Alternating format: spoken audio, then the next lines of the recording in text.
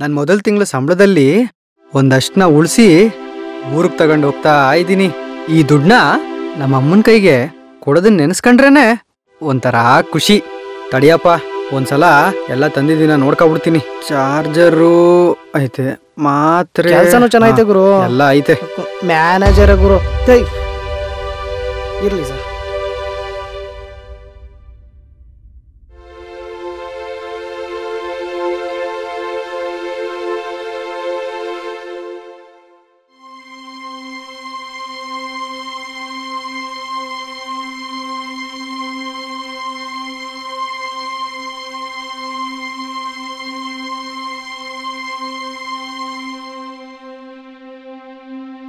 ದುಡ್ಡೆಲ್ಲೋಯ್ತು? ಬ್ಯಾಗಲ್ಲಿ ನೋಡೋಣ. ಇಲ್ಲೂ ಇಲ್ಲ.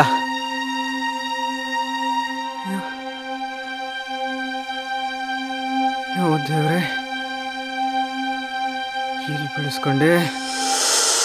ಏನ್ ಮಾಡೋದಪ್ಪ ಈಗ? ಹೇಗೆ ಹುಡ್ಕೋದು ಇದನ್ನ? ಎಲ್ಲೂ ಬೀಳಿಸ್ಕೊಂಡೆ, ಗೊತ್ತೇ ಆಗ್ತಿಲ್ವಲ್ಲ. ಓ, ಮೊದಲ ತಿಂಗಳ ಸಂಬಳ ಬೇರೆ ಅಮ್ಮನ ಕೈ ಕೊಡ್ಬೇಕಿತ್ತು. ಎಲ್ಲಿ ಬೀಳಿಸ್ಕೊಂಡಪ್ಪ? ಯಾರೋ ಬಂದಿದ್ದಾರೆ. मैं इधर ही हूँ, मैं आ रही हूँ. हाँ ठीक है ठीक है. ಮೇಡಮ್, हाँ ಇಲ್ಲಿ ಬರ್ತಾ ಎಲ್ಲೋ ದುಡ್ಡು ಬೀಳಿಸ್ಕೊಂಡ್ಬಿಟ್ಟಿದ್ದೀನಿ. ನಿಮ್ಗೇನಾದ್ರೂ ಸಿಕ್ತಾ ಮೇಡಮ್? क्या बोल रहे तुम? मुझे कुछ समझ में नहीं आई. ನನ್ನ ಮೊದಲನೇ ತಿಂಗಳು ಸಂಬಳ ಮೇಡಮ್. ಆ ದುಡ್ಡನ್ನ ನಮ್ಮ ತಾಯಿ ಕೊಡೋಣ ಅನ್ಕೊಂಡಿದ್ದೆ. ಎಲ್ಲೋ ಬೀಳಿಸ್ಕೊಂಡ್ಬಿಟ್ಟಿದ್ದೀನಿ. ಒಂಚೂರು ಹುಡ್ಕಕ್ಕೆ ಹೆಲ್ಪ್ ಮಾಡ್ತೀರಾ ಮೇಡಮ್? ಮೇಡಮ್, ನಿಮ್ಮೂರಲ್ಲಿ ಟಮಟೆನ ಹೊಡಿಯೋಕೆ ಚಾನ್ಸ್ ಸಿಗುತ್ತಾ? ಸರ್ ಸಿಗುತ್ತಾ? ಇಲ್ಲಿ ಬರ್ತಾ ನಿಮ್ಗೇನಾದ್ರೂ ದುಡ್ಡು ಸಿಕ್ತಾ ಸರ್? ಇಲ್ಲ ಸರ್. ಸರ್, ನನ್ನೊಂಚೂರು ಅಲ್ಲಿ ಬಿಡ್ತೀರಾ? ನನ್ನೇ 3 ಜನ ಕರ್ಕೊಂಡೋಗ್ಬೇಕು.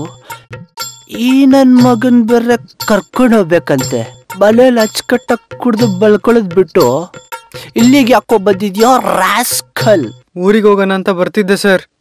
ಕಣ್ ಕಳ್ಸೋ ನಾನೇ ಕನ್ನಡಕ ಹಾಕಲ್ಲ, ನಿನಗೆ ಹಾಕೋ ಕನ್ನಡಕ. ಶೋಕಿನಾ? ತಗೋಬ ಇಲ್ಲಿ ಕನ್ನಡಕನ. ಹೋಗಿ ಸರ್. ನಿನ್ನ ಅಜ್ಜಿ ನನ್ನೇ ಹೇಳ್ತೀಯ? ನನ್ನೇ ಹೇಳ್ತೀಯ? ಇದ್ಯಾಕೆ ಸರ್ ಹಿಂಗ್ ಬಿದ್ದಿದ್ದೀರಾ? ಯಾರೋ ಕುಡ್ಕ ಬೀಳಿಸ್ಬಿಟ್ಟ ಸರ್. ಬೆಳಗ್ಗೆ ಕೊಡ್ಕೊಂಬಂದು ಇಂಥ ಅವಾಂತರ ಏನಾದರೂ ಮಾಡ್ತಾನೆ ಇರ್ತವೆ. ನಿಮ್ಗೇನಾಗಿಲ್ಲ ತಾನೆ ಸರ್? ನಿಮ್ಮಿಂದ ಒಂದು ಸಣ್ಣ ಹೆಲ್ಪ್ ಆಗ್ಬೇಕಿತ್ತಲ್ಲ ಸರ್. ಹೇಳಿ ಸರ್. ಸರ್, ನಾನು ದುಡ್ಡು ಕಳೆದೋಗಿದೆ. ಹುಡ್ಕಕ್ಕೆ ಒಂಚೂರು ಹೆಲ್ಪ್ ಮಾಡ್ತೀರಾ? ಹೌದು, ಹೇಗೆ ಕಳ್ಕೊಂಡ್ರಿ? ಗೊತ್ತಿಲ್ಲ ಸರ್, ಈ ಕಡೆಯಿಂದನೇ ಬಂದಿದ್ದು. ಒಂದು ಫೋನ್ ಬಂತು, ಹಂಗೆ ಮುಂದೆ ಬಂದೆ. ಯಾರೋ ಒಬ್ರು ಕೂತ್ಕೊಂಡು ಹೋದ್ರು. ಆಮೇಲೆ ಇಲ್ಲಿ ಬಂದು ನೋಡ್ತೀನಿ, ದುಡ್ಡೇ ಇಲ್ಲ ಸರ್. ನಂಗೆ ಯಾಕೋ ನಿಮ್ಮನ್ನ ಕುತ್ಕೊಂಡು ಹೋದು ಅಂದ್ರಲ್ಲ, ಮೋಸ್ಟ್ಲಿ ಅವರೇ ತಗೊಂಡೋಗಿರ್ಬೋದು. ಆಯಿತು, ಅಷ್ಟೊತ್ತಾಗ ದುಡ್ಡು ಅಲ್ಲೇ ಇರುತ್ತಾ? ನನ್ನ ಮೊದಲ ತಿಂಗಳು ಸಂಬಳ ಅದು. ಈಗ ಬಸ್ ಚಾರ್ಜ್ಗೂ ಕಾಸಿಲ್ಲ ಸರ್. ನನ್ನ ಅನಿಸಿಕೆ ಇಲ್ಲೇ ಎಲ್ಲೋ ಬಿದ್ದಿರಬೇಕು ಸರ್. ಕಾಣಿಸ್ತಾ ಸರ್?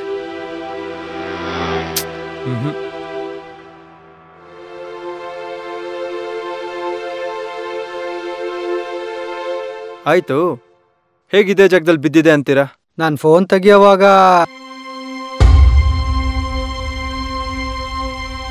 ಎಲ್ಲೋ ಬಿದ್ದಿರ್ಬೇಕನ್ಸುತ್ತೆ. ಯಾರಿಗೋ ಸಿಕ್ಕಿದೆ ಬಿಡಿ ಸರ್. ಇಲ್ಲ ಸರ್, ನಾನು ಹೇಳ್ದಂಗೆ ಡ್ಯಾಶ್ ಹೊಡೆದ್ರು ಅಂದ್ರಲ್ಲ, ಅವನೇ ತಗೊಂಡೋಗಿರ್ಬೋದು. ಇಲ್ಲ ಸರ್, ಅವ್ರು ಗುದ್ಕೊಂಡು ಹೋದಾಗ ನಾನು ಜೋಬ್ ಮುಟ್ಕೊಂಡು ನೋಡಿದೆ.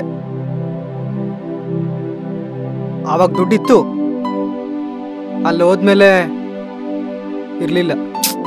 ಆಯಿತು, ಈಗೇನು ಮಾಡ್ತೀರಾ ಮತ್ತೆ? ಗೊತ್ತಿಲ್ಲ ಸರ್. ನಮ್ಮ ರೂಮವ್ರೊಬ್ರು ಈ ಕಡೆನೇ ಕೆಲ್ಸಕ್ಕೆ ಬರ್ತಾರೆ. ಅವ್ರ ಹತ್ರನೇ ಕೇಳಿಸ್ಕೊಂತೀನಿ ಬಿಡಿ. ಆಯ್ತು, ಬನ್ನಿ. ನಿಮ್ಮ ರೂಮ್ನವ್ರಿಗೆ ಫೋನ್ ಮಾಡಿ ಕೇಳಿ. ಕೂತ್ಕೊಳ್ಳಿ ಇಲ್ಲೇ. ಇಲ್ಲ ಇಲ್ಲ,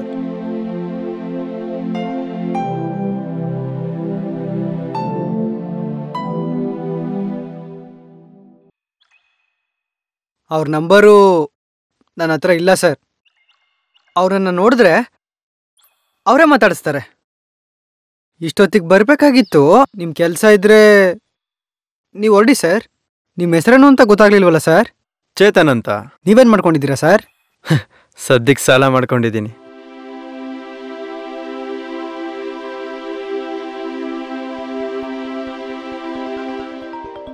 ಹಲೋ,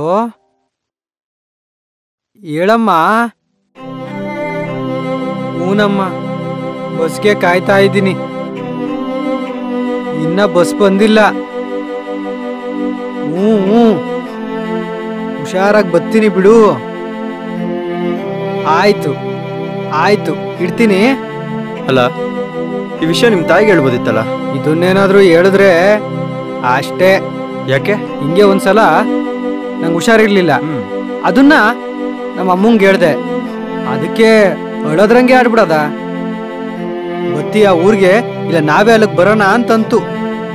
ಆಮೇಲೆ ನಮ್ಮ ಅಕ್ಕ ಹೇಳಿಳು, ರಾತ್ರಿ ಊಟನೇ ಮಾಡಿರ್ಲಿಲ್ವಂತೆ. ಅವ್ರಿಗೇನ ಈ ವಿಷಯ ಹೇಳಿರೆ ಅಷ್ಟೇ. ನಿಮ್ಗೊಂದು ಕಾಮಿಡಿ ಹೇಳ್ತೀನಿ. ಕಾಮಿಡಿ? ಆಯ್ತು, ಹೇಳಪ್ಪ. ಹಿಂಗೆ ಒಂದ್ಸಲ ನಮ್ಮೂರಲ್ಲಿ ಒಂದು ಜಗಳ ನಡೀತಾ ಇತ್ತು. ನಾವು ಹೋಗಿ ಏನು ಜಗಳ ಅಂತ ಕೇಳಿದ್ವು. ಆವಾಗ ಹೇಳಿದ್ರು, ನಮ್ಮೂರು ಹುಚ್ಚ ನಮ್ಮೂರು ಗೌಡ್ರ ಹತ್ರ ಬಂದು, ಗೌಡ್ರೆ ಟೈಮ್ ಎಷ್ಟು ಅಂದಂತೆ. ಅದಕ್ಕೆ ಗೌಡ್ರು 3:20 ಕಣೋ ಅಂದ್ರಂತೆ. ಸ್ವಲ್ಪ ಹೊತ್ತು ಬಿಟ್ಕೊಬಂದು, ಗೌಡ್ರೆ ಟೈಮ್ ಎಷ್ಟು ಅಂದಂತೆ. ಅದಕ್ಕೆ 3:45 ಕಣೋ ಅಂದ್ರಂತೆ. ಅದಕ್ಕೆ ಅವನು, ಯೋ ನಿಂದೇನು ನಾಲ್ಗೇನೋ ಎಕ್ಕಡುವೋ, ಗಳಿಗೋನ್ ಮಾತಾಡ್ತೀಯ ಅಂತ ಬೈದೇ ಬಿಡೋದ. ನಿಮಗೆ ದುಡ್ಡು ಕಳ್ದಿರೋ ಚಿಂತೆನೇ ಇಲ್ವಾ? ಹುಟ್ಟಬೇಕಾದ್ರೆ ಕಣ್ ಕಳ್ಕಂಡೇ ಹುಟ್ಟಿದ್ದೀನಿ. ಇನ್ನಿದೆಲ್ಲ ಯಾವ ಲೆಕ್ಕ ಸರ್? ಅಲ್ಲ, ನಿಮ್ಮ ಪರಿಸ್ಥಿತಿ ನೋಡ್ರೆ ನೀವು ಊರಲ್ಲೇ ಆರಾಮಾಗಿರ್ಬೋದಿತ್ತಲ್ಲ. ಏನಕ್ಕೆ ಬೆಂಗಳೂರಿಗೆ ಬಂದ್ರಿ? ಇಲ್ಲ ಸರ್, ನಾನು ರೀಸೆಂಟಾಗಿ ಬಂದಿದ್ದು. ನಾನು ಬರೋಕ್ಕೆ ಕಾರಣ, ನಮ್ಮ ತಂದೆ 3 ವರ್ಷದಿಂದ ಹುಷಾರಿಲ್ಲದೆ ತೀರೋದ್ರು. ತಾಯಿ ಇದ್ದಾರೆ. ನನಗೆ ಮದುವೆಗೆ ಬಂದಿರೋ ಒಬ್ಬ ಅಕ್ಕಿದ್ದಾಳೆ. ಅವಳಿಗೇನೋ ಮದುವೆ ಮಾಡಿ ಕಳಿಸ್ತೀವಿ. ಇವನ್ಗೊಂದು ಕೆಲಸ ಸಿಕ್ಕಿ ಸೆಟ್ಲಾದರೆ ಸಾಕು ಅನ್ನೋದೇ ನಮ್ಮ ಅಮ್ಮನ ಆಸೆ. ಎಲ್ಲ ಶ್ರಮಪಟ್ಟು ಕೆಲಸ ಮಾಡ್ತಾವ್ರೆ. ಆದರೆ ನನ್ನ ಕೈಲಿ ನಮ್ಮಮ್ಮಂಗೆ ಏನು ಸಹಾಯ ಮಾಡೋಕ್ಕಾಗ್ತಿಲ್ವಲ್ಲ ಅನ್ನೋದೇ ನನ್ನ ಚಿಂತೆ. ಆದರೂ ಈ ಚಿಂತೆ ಯಾವ ಮಕ್ಳಿಗೂ ಬೇಡ ಸರ್. ಅದು ನಿಜಾನೇ. ನಮ್ಮ ಮಾಮಂಗೆ ಒಂದು ಕೆಲಸ ನೋಡು ಅಂತ ಹೇಳಿತ್ತು. ಅಕ್ಕ, ಒಂದು ಕೆಲಸ ನೋಡಿದ್ದೀನಿ, ಆದರೆ ಬೆಂಗಳೂರು ಲೈಬ್ರರಿಲಿ. ಅದಕ್ಕೆ ನಿಮ್ಮಮ್ಮ ಏನು ಹೇಳಿದ್ರು? ಎಲ್ಲೋಗ್ತಾರೆ ಸರ್, ಇಂಥ ಮಗನ್ನ ಅಷ್ಟು ದೂರ ಕಳ್ಸೋದು ಹೆಂಗೆ ಅಂತ. ಇಲ್ಲ ಬಿಡ್ಮದು, ನಾನು ಕಳ್ಸಲ್ಲ. ಇರೋ ಮಗನ್ನ ಅಷ್ಟು ದೂರ ಕಳ್ಸೋಕ್ಕಾಯ್ತದ ಅಂತೇಳಿ ಸಿಟ್ಟು ಮಾಡ್ಕೊಂಡ್ರು. ಅದಕ್ಕೆ ನಮ್ಮ ಮಾವ, ಅಕ್ಕೋ ನಿಂಗೇನು ಬುದ್ಗಿದ್ದಿ ಆಯ್ತೋ ಹೆಂಗೆ, ಅಲ್ಲೇ ಬೆಂಗಳೂರಲ್ಲಿ ಪಕ್ಕದಲ್ಲಿ ಒಂದು PG ಮಾಡ್ಕೊಡ್ತೀನಿ, ಅಲ್ಲೇ ಓಡಾಡ್ಕೊಂಡು ಇರ್ತಾನೆ ಬಿಡು ಅಂತ ಅಂದರು. ಆಮೇಲೆ ಸ್ವಲ್ಪ ವರ್ಷ ಆದಮೇಲೆ ಇಲ್ಲಿಗೆ ಟ್ರಾನ್ಸ್ಫರ್ ಮಾಡಿಸ್ಕೊಳ್ಳೋಣ ಅಂತಂದರು. ನಮ್ಮಮ್ಮ ಆಗಲೂ ಒಪ್ಪಲಿಲ್ಲ. ನಾನೇ ಬಲವಂತ ಮಾಡಿ, ಅಮ್ಮ ನಾನು ಇಲ್ಲಿದ್ದೇನು ಮಾಡಬೇಕಾಗೈತೆ, ಅಲ್ಲೇ ಹೋಗಿ ಕೆಲಸ ಮಾಡ್ಕೊಂಡಿರ್ತೀನಿ ಬಿಡು ಅಂತೇಳಿ ಬಂದೆ ಸರ್. ಹಲೋ ಮಗ, ಎಲ್ಲಿದೆಯೋ?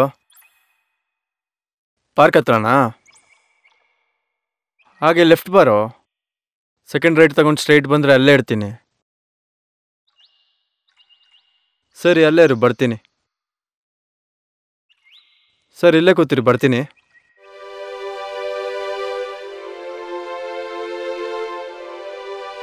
ಲೋ, ಎಷ್ಟು ತಂದು? ಲೋ ಮಗ, ಹಂಗೂ ಹಿಂಗೋ ಮಾಡಿ ಇಷ್ಟು ಹೊಂಚ್ಕೊಂಬಂದಿದ್ದೀನಿ, ತಗೋ. ಈ 1000 ರೂಪಾಯಿ ಇಟ್ಕೊಂಡು ಏನೋ ಮಾಡೋದು? ಬೇರೆಯವ್ರ ದುಡ್ಡು ಕೇಳೋಕ್ಕೆ ಭಿಕ್ಷೆ ಬಿಡ್ಬೇಕಂತ ಗೊತ್ತಿತ್ತು. ನಮ್ಮ ದುಡ್ಡು ಕೇಳೋಕ್ಕೆ ಭಿಕ್ಷೆ ಬಿಡ್ಬೇಕಂತ ಗೊತ್ತಿದ್ದಿಲ್ಲ ಗುರು. ಲೋ, ನಾನು ಇನ್ನೂ ರೂಮ್ ರೆಂಟ್ ಕಟ್ಟಿಲ್ಲ. ಮೊಬೈಲ್ EMI ಕಟ್ಟಬೇಕು. ಪ್ಲೀಸ್ ಅಡ್ಜಸ್ಟ್ ಮಾಡ್ಕೋ ಮಗ, ಸ್ಯಾಲ್ರಿ ಆದ ತಕ್ಷಣ ಕೊಟ್ಬಿಡ್ತೀನಿ. ನನಗಂತೂ ಏನು ಮಾಡ್ಬೇಕಂತ ಒಂದು ಗೊತ್ತಾಗ್ತಿಲ್ಲ ಗುರು. ಸ್ವಲ್ಪ ಲೇಟ್ ಆಯ್ತು, ಡ್ಯೂಟಿಗೆ ಟೈಮ್ ಆಯ್ತು. ನೀನು ಇನ್ನೆಲ್ಲಿ ಡ್ರಾಪ್ ಮಾಡಬೇಕು ಅಂತ ಹೇಳು, ಬಿಟ್ಬಿಡ್ತೀನಿ. ಇನ್ನೆಲ್ಲೇ? ಆಯ್ತು, ರೂಮ್ ಹತ್ರ ನಡಿಯಪ್ಪ. ಸರಿ ಆಯ್ತು, ನಡಿ. ಇಲ್ಲೇ ನಿಲ್ಸೋ. ಇಲ್ಲಿಗೇನಕ್ಕೋ?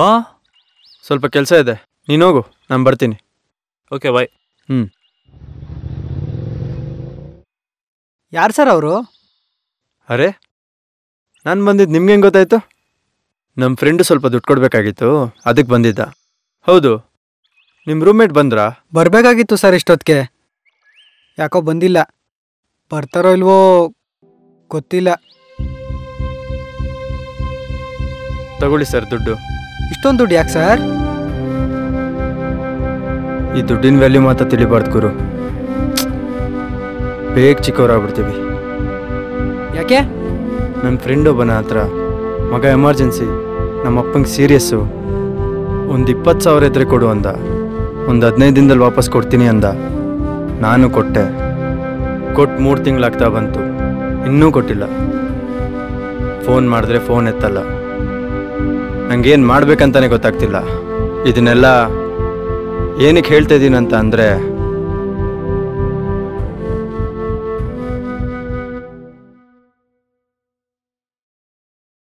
ನಂಗೆ ನಿಜ ಅದೃಷ್ಟ ಅನ್ನೋದೇ ಗೊತ್ತಿರಲಿಲ್ಲ ಗುರು.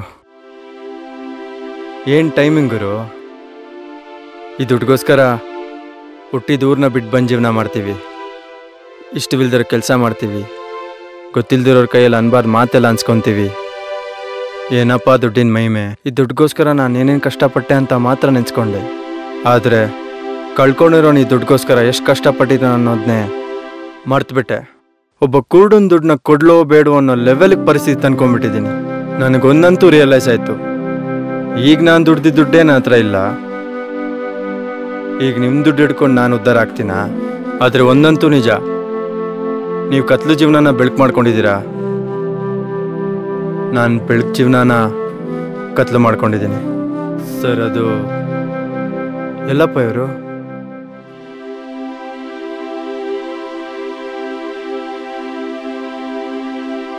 ಅರೆ, ದುಡ್ಡಿಟ್ಬಿಟ್ಟಿಲ್ಲ ಹೋದ್ರು ಇವರು.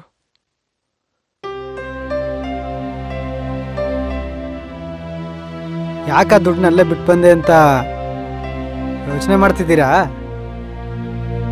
3 ವರ್ಷದಿಂದ ನಮ್ಮ ತಂದೆ ತೀರ್ಕೊಂಡ್ರು ಅನ್ನಲ್ಲ, ಅದಕ್ಕೆ ಈ ದುಡ್ಡೇ ಕಾರಣ.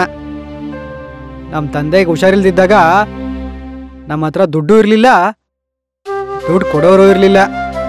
ಇಂಥ ಸಂದರ್ಭದಲ್ಲಿ ದುಡ್ಡು ಕೊಟ್ರಲ್ಲ, ಅಂಥವ್ರಿಗೆ ಒಳ್ಳೇದಾಗ್ಲಿ ಅಂತ ಅಲ್ಲೇ ಬಿಟ್ಟು ಬಂದೆ. ನಂಗೆ ಊರಿಗೆ ಹೋಗೋಕ್ಕೆ ಈ 500 ರೂಪಾಯಿ ಸಾಕು. ನನಗೆ ಕಣ್ಣಿಲ್ದೇ ಇರ್ಬೋದು, ಕರುಣೆ ಇಲ್ಲ ಅಂತಲ್ಲ. ಇವ್ರ ಹೆಸರು ಕೂಡ ಗೊತ್ತಿಲ್ವಲ್ಲ.